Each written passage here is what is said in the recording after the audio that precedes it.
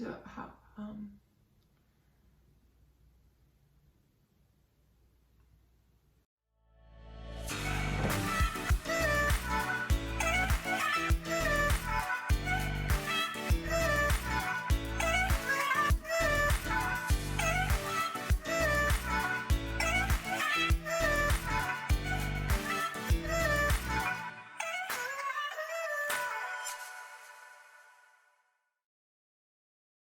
Hi, we're Chris and Megan Ria of No Small Life, and we love to talk about how to live a full, well-rounded, and meaningful life worth celebrating. That's right, Chris Ria. There are things that make your lives feel so small and insignificant. Sometimes it's pain, sometimes it's circumstance, sometimes it's just life not going the way we planned. But one of the things that we think helps us rise above some painful life circumstances is to excel in the areas that we can control. Yeah. Let go of what we can't control. Right.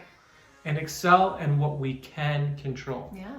And one of those things that we can control is our finances. And why are we talking about finances at Christmas time? Because we want to avoid debt at Christmas time. Yes, nothing is more stressful or will make you feel small than when you get that credit card bill in the mail January 1 and you're like, I spent how much on Christmas? oh my gosh.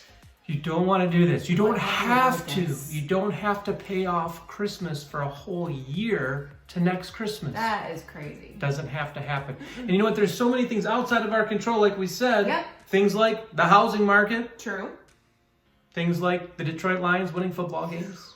Outside of our control. Yeah. Just Weather. can't control. Weather is outside of our control. But making a list at Christmas time and not going into debt within the realm of our control. So today we want to talk about how to avoid some debt at Christmas time. And you guys know we love the practical, the nuts and bolts. So we are going to give it to you today. Super broken down, super easy. And the first step in avoiding debt this Christmas is to Decide how much money you want to spend on Christmas gifts right now.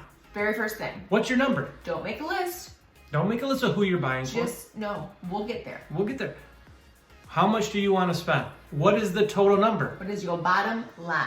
Is it $1,000? Is it $1,500? Is it $500? I just heard that the average household is planning on spending around $1,400 this year. So, how much do you want to spend? That's the first tip. Yep. Don't do anything before you figure out what's our number. How much money are we working with? What's our budget for What can you Christmas? afford? That's number one. So the second thing is you have your number, and now You create a you're list gonna make your list. of people to buy for. And so create your list and then put them in order of, how do I say this nicely? Put them in descending order from people like, I have to buy you a gift, otherwise I'll be disowned, to, I would really like to buy this person a gift sometime if I have leftover money. Yes. Put them in that order. Yeah, so you don't have to determine right now, like, what you're spending on each person. You don't have to know what you're getting them. No, what you do, first step, Yep. we've got our number. Number two, we just got a list of people we're buying for. Descending That's order. it, descending order. Yep. This is most important, least important. Oh, We don't want to didn't say that, important. but we're kind of saying it without saying it. It's okay. We do this too. Mom, don't worry, you're on the top. Somewhere up there. Okay. That's number two. Somewhere up there. I don't want to be cut out of the will. Number three. Okay, number 3. Put a number next to each person's name. And this is not a number of importance. This is a budget number. Yes. Okay. Like my niece, she's going to get a better gift most of the time than someone else. Oh, Now, of Good course, to know. you're at the Good to top. know. See, she's at the top of the list. Thank you. Most important, you know, a good third of my budget for Christmas is going right here. oh, well. So, yeah. Most important.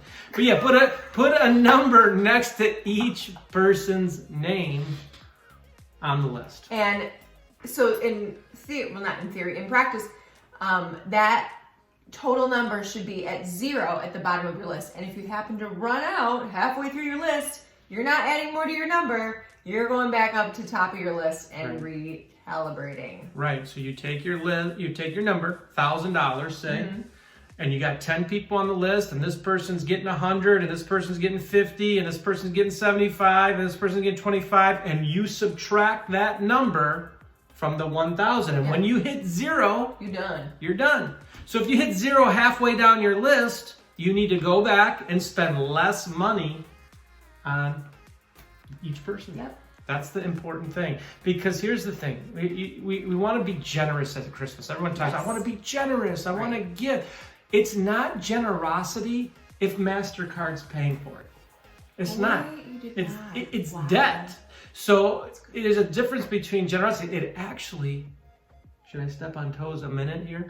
It's actually insecurity. If you go deep into debt in order to buy someone's affection, you don't have to do that. Because I'll tell you what, it's not the number you spend, it's the thought you put into the gift. That's right. I'll give you an example of this. I knew my niece, when she was young, she loved playing in the sand. Well, in the winter in Michigan, you can't play in the sand. So what I did, for $15, I bought that sand that you can put on the carpet and it doesn't go all over the place. You guys know what I'm talking about, right? I don't know, you've seen it. We'll throw a link down below if you're not really sure. You can buy it for your niece. $15. She played with that thing. She loved it. She thought it was awesome. Yeah. $15. So it's not as much money as you have to spend. It's about thought. It's about quality. Yeah. So, and if you're like, I don't know how to be thoughtful, we have a post coming next week that's going to help you with that. Or 2 weeks, I'm not sure. It's coming. So wait for it. There you go. Yeah.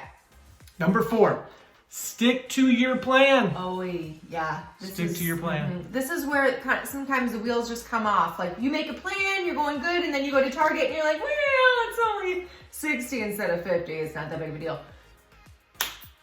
No. Stick to your plan. But here's the thing. Because every once in a while, you'll encounter like, okay, should we spend an extra $10? Of course. If you and your spouse, if you're not married, you're single, you have a friend that you show your list to for accountability, you got to agree. Okay, we're going to spend an extra $10 on this person, or we're going to spend an extra $10 on this person and take $10 away from this person. Somebody else is getting cookies. It's okay. It's okay because they don't know. They don't know. You're the boss. You're the boss. You're the boss of your money. You're the boss at Christmas. Congratulations. Okay, that leads us to number 5. Number 5 and the fifth and final point is plan better for next year. Plan better. Guess what, everybody? Just want to let everyone in on a little secret. Christmas comes on the 25th of December every year. Every single year. It's there. And so if we could start planning in January, hey, I'm going to throw $100 a month into a different account all throughout, for 10 months or 11 months, or I'm going to throw $200. I'm going to try to plan now for next Christmas so I don't have to go in debt or try to come up with a ton of money around the holidays. You'll appreciate if you do this. If you know approximately how much you spend, you divide that by 10 months because you're probably going to start shopping in November, theoretically. Maybe you don't. I don't know. Amazon Prime, you can get it there real quick. But you got to plan. Prepared. That's the big part. You got to plan for the future. Now, just remember, like my good friend, mentor, Dave Ramsey always says, personal mentor. He has mentored me through many podcasts. Okay, I've never met him, I'll be honest. But he's my personal mentor. And he has said, personal finance is way more about behavior than math. That's so true. This plan, these 5 points, it has some math, but it's more about you trying to figure out, being disciplined, trying to figure out how to not go deep into debt at Christmas time. So have fun. Be generous. Enjoy your Christmas shopping experience. And I tell you what, this plan works. And if you stick with it, you don't have to go into debt. That's right. At the holidays. You are not basic. Your life is not small. You can avoid the crushing pressure of that credit card bill coming in the mail in January. Okay? So. Life's not small. Life's not small. So that's all we have for you today. Go ahead and subscribe, like this video, or go ahead and share it with someone that you think might enjoy it. Yes. Have a great one and Merry Christmas. Merry Christmas. and your life is not small.